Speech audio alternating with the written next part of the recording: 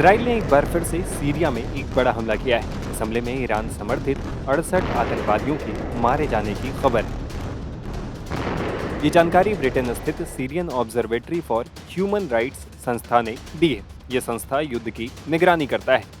बताया गया है कि गुरुवार को सीरियाई शहर पलमाइरा पर इसराइल ने ताबड़तोड़ हवाई हमले किए। इन हमलों में 68 आतंकवादी मारे गए हैं।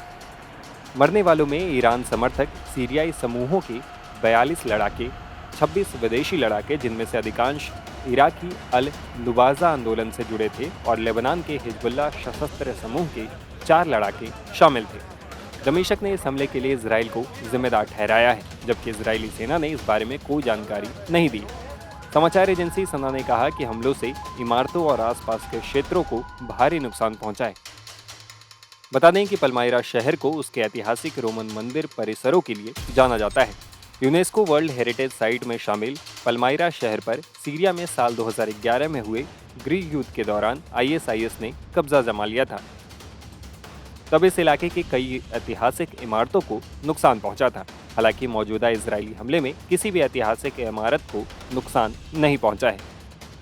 सीरिया के एंटीक्यूटी और म्यूजियम विभाग के डायरेक्टर जनरल नजीर अवाद ने बताया है कि इस हमले में शहर के किसी रोमन मंदिर को डायरेक्ट नुकसान नहीं पहुंचा है। इलाके में हुए इन हमलों के सटीक प्रभावों की जानकारी के लिए हमें वहां सर्वे करना पड़ेगा। वहीं सीरियाई विदेश मंत्रालय ने इजरायली हमले की कड़ी शब्दों में निंदा की है। मंत्रालय की तरफ से कहा गया है कि यह हमला यहूदियों की तरफ से इलाके में मौजूद देशों और उनके लोगों के खिलाफ लगातार किए जा रहे अपराधों को दिखाता है। गौर करने वाली बात यह भी है कि इजराइल अक्सर सीरिया में ईरान समर्थित आतंकी समूहों से जुड़े सैन्य स्थलों और प्रतिष्ठानों को निशाना बनाता है, लेकिन इसकी जिम्मेदारी शायद ही कभी लेता है। इजराइल सीरिया में व्यक्तिगत हमलों पर शायद ही कभी टिप्पणी करता है, लेकिन उसने बार बार कहा है कि वो ईरान को देश में अपनी उपस्थिति बढ़ाने की अनुमति नहीं देगा।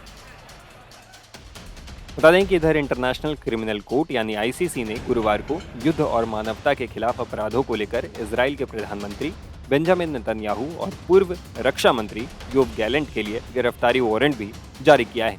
ICC ने नेतन्याहू और गैलेंट पर मानवता के खिलाफ अपराधों का आरोप लगाया, जिसमें हत्या, उत्पीड़न और अमानवीय कृत्यों की बात कही गई है।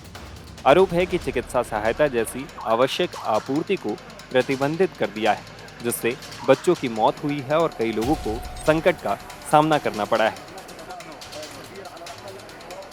जानकारी के अनुसार आरोप में ये कहा गया है कि कोर्ट को ये मानने के लिए उचित आधार भी मिला है कि नेतन्याहू ने जानबूझकर नागरिकों को निशाना बनाया और जरूरी सहायता रोक दी, जिससे लोगों को भारी पीड़ा उठानी पड़ी है।